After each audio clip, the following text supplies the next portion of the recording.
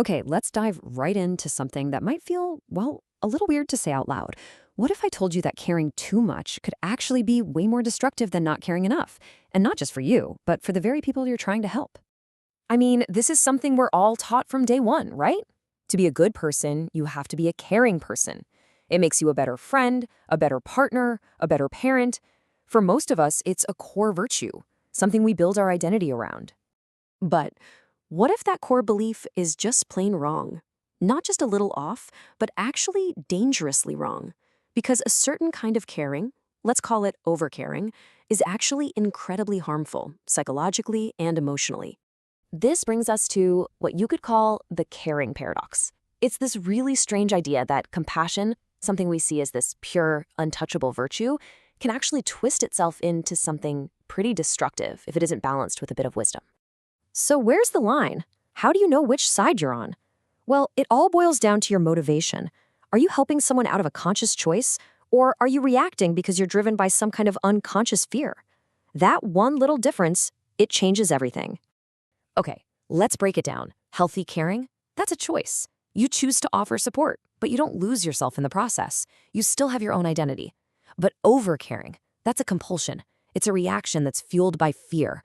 A fear that if you don't fix things for someone else, your own value, your own self-worth somehow takes a hit. And that fear-based approach, well, it leads to some really serious and often totally invisible consequences. We're not just talking about feeling a bit drained here. We're talking about real psychological damage that ripples out into every part of your life. First off, instead of building a real connection, you actually just create dependence. Think about it. When you're always solving someone's problems, always absorbing their feelings, you're not helping them. You're accidentally teaching them that they can't handle life without you. You're standing in the way of their growth. A true connection happens between two strong people, not a rescuer and someone who needs rescuing. And the price you pay personally is just, enormous. This isn't a guess. Clinical psychology has drawn a direct line from this kind of overcaring straight to burnout. We're talking chronic stress, anxiety, total emotional exhaustion, and yep, even depression. It's not some noble sacrifice. It's a completely predictable path to burning out. And you know, there's a real biological reason for this. Your body's stress response system literally gets stuck in the on position. Your nervous system simply wasn't built to be a container for everyone else's trauma and pain. And you know what happens eventually? That beautiful compassion you started with, it slowly turns into resentment. And that is the real poison in any relationship. Now think about this for a second. Overcaring is like sending out a signal, a beacon, and it attracts a very specific crowd. People who are emotionally unavailable, people who are chronic takers, people who just won't ever give back. They're drawn to that signal because an imbalance is an invitation for them. Healthy people, they're looking for balance, not for someone they can drain. All right, this next part might be the toughest pill to swallow. The really uncomfortable truth is that the constant need to jump in and fix everyone, it's often not about selflessness. It's actually a form of ego. So you have to ask yourself, and you have to be really honest, is this action coming from genuine compassion?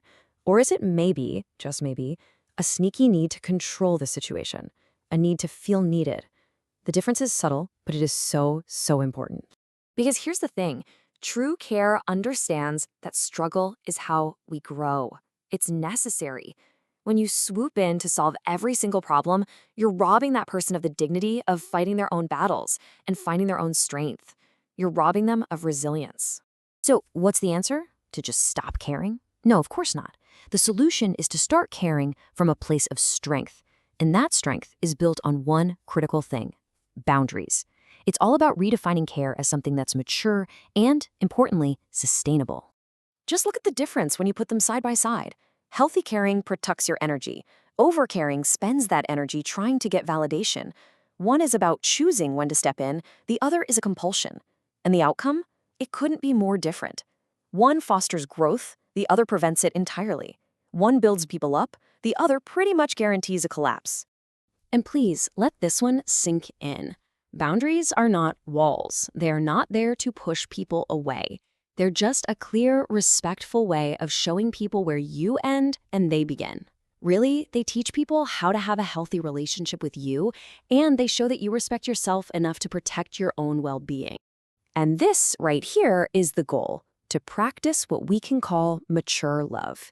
It means you care wisely, you care selectively, and most importantly, you do it all without betraying your own needs in the process. I want to leave you with this image because it says it all. There is nothing noble about self-sacrifice if it leads to your own destruction. A fire that burns itself out leaves everyone in the cold eventually. True, sustainable warmth comes from a fire that's well tended, not from a bonfire of self-neglect. So let's wrap up with this question. Look, if this whole idea challenged you, good. It was supposed to. This isn't about feeling comfortable. It's about getting clear. So after hearing all this, what's one small thing you might choose to do differently?